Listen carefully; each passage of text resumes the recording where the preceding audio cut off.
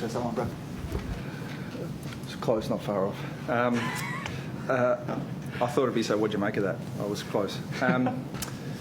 Yeah, well, I mean, if you probably start the day and you think you walk away with a 6-goal win, you probably, depending on how it unfolds, but the result's okay. But we did some pretty good things. Gold Coast defended pretty well early on. We probably needed to change some things with our forward structure to take more opportunity from 63 inside 50s to 37. But I think there was enough control around the ball to end up with the result. But we'd like to play a bit better than we did today. Is there any element of a missed opportunity to really boost percentage, or do you not look at that at all? No, we can't. I mean, I know the realities of it, in terms of where percentage sits. And look, we just want to be a team that scores, and we can score pretty well. But it was, I think, 63 inside 50s generated, I think, roughly 25 shots. Probably, I think we had probably 9 or 10 shots in the last quarter to kick 2-5. So, a bit of that's just execution late. So, we just come back to the way that we want to play.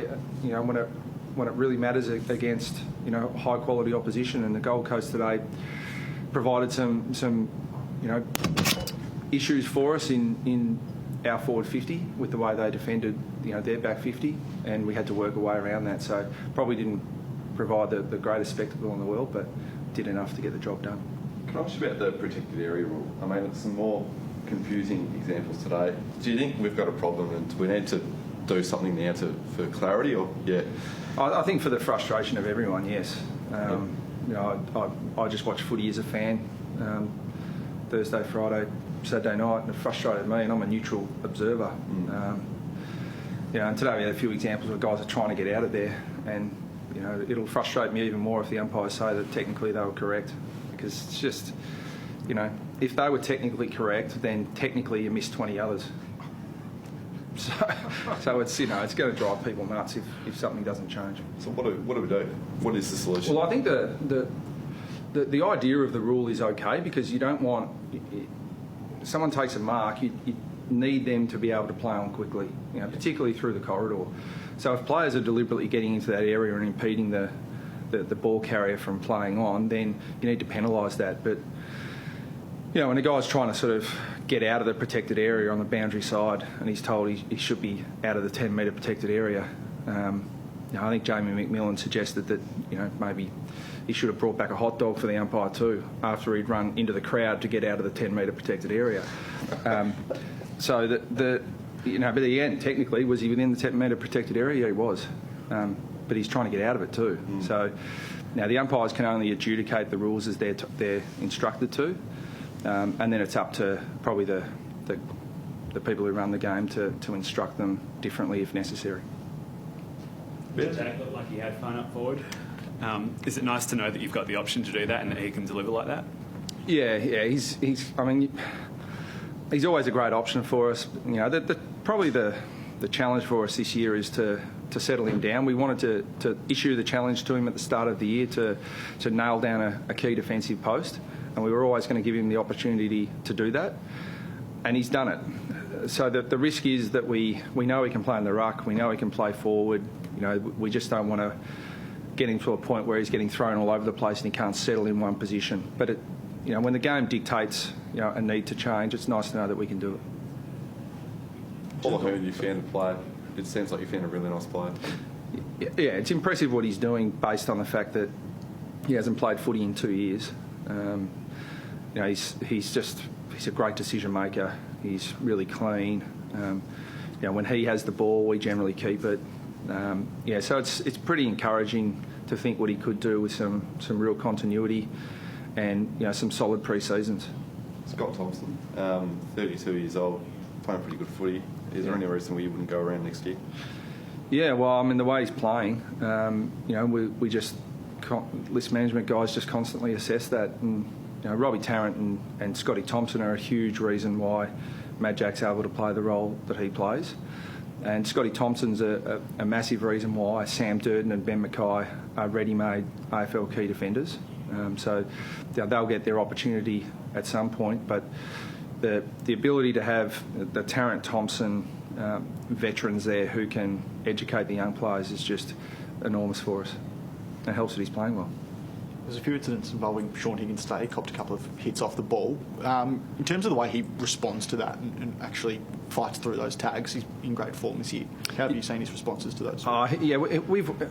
He prepares extremely thoroughly for all the options the opposition might throw at him, and he's just got a great method for whatever comes. He can adapt, and we certainly try and help with that too. But he's we're sort of building that midfield. I've spoken about that all year, that we're trying to build our midfield, and Anderson and Jacobs playing his role, and Ahern coming through there, and Simpkin coming through has enabled us to play Zeeble forward. So there are all sorts of different combinations for us.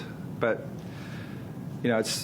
Sean would certainly appreciate the help that his teammates give him. But he's a great example to everyone that just because the opposition's got a certain tactic against you, you can adapt. And he adapts every time, and he came through again today and played well. Will you trial the new rules, Brad? Sorry? Will you trial the new rules? We will if asked. The only question would be how would we fit it into our schedule. There are no... the bye's gone now, so, in terms of what it looks like. But, I applaud the AFL for trialling them. I mean, we can't hold simultaneous trials with 18 clubs, I wouldn't have thought. So, who trials them to me is irrelevant. The important thing is that we are trialling it so that we can have a look at what impact that might have on the game. And so far, I think the feedback from the trials have been extremely positive. You've got your meeting in a couple of weeks. Anything which you want to bring up there? No, I'm really interested to hear the outcome of the trials and first of all what they did, and then what it looked like. So hopefully I can give a bit of an insight into what the response will be to those changes if and when they come in. But again, we should never stop trying to find a way to make our great game even better. Did Cameron Zerha have a bit of a foot injury towards the end? Yeah, ankle. Okay. So he couldn't come back on in the last quarter, or he tried to, but had to come back off again. And again, the doctors think it's on the very low end, but it's a low grade, low ankle sprain, but it was more a function of could he function, and he just couldn't get up to top speed. So we're pretty optimistic it's minor, but it's hard to tell at the moment. It's Ben Brown's work rate. Looked at his GP. I think it was covered the most ground of anyone on the ground. That seems extraordinary. Yeah, I've said people don't believe me, I said he's an unbelievable endurance athlete. I remember speaking to my brother who was coaching international rules about, he wanted to have Ben Brown in the team. And, the only concern was, it's a fast game, the international rules game. And I said, he'll have no problem because he's an elite runner. I think Chris and Ross were both surprised with his work rate in that game, and he just brings it at AFL level. And everyone sees the marking and goals and all that sort of stuff, but he's really valuable, on the defensive side as well. Just on his game, he kicked 3 goals early, and it looked like then they might have shifted Stephen May just ahead of him throughout most of the rest of the game. Yep. It's a sort of a different performance from then on for him just to bring the game to ground. So how do you evaluate that in comparison to the games where he does kick 5 or 6? Yeah, his output today was probably the same as a 6 or 7 goal performance, because there's examples where Zeeble bobs up unattended, in forward 50. We could put Majak forward, he kicks 2 goals. And the focus still goes to Brown. So, he's... it's fantastic. I think he's leading the Coleman, isn't he? But still after this round. So, it's fantastic to have a guy who says and volunteers, they're getting back on me, let's look for Zeebs here, or let's try something else. So, he just doesn't have a thought for, his own individual accolades. It's all about the team. So, that's pretty easy for me to coach. Thanks, Brad. Thanks, guys.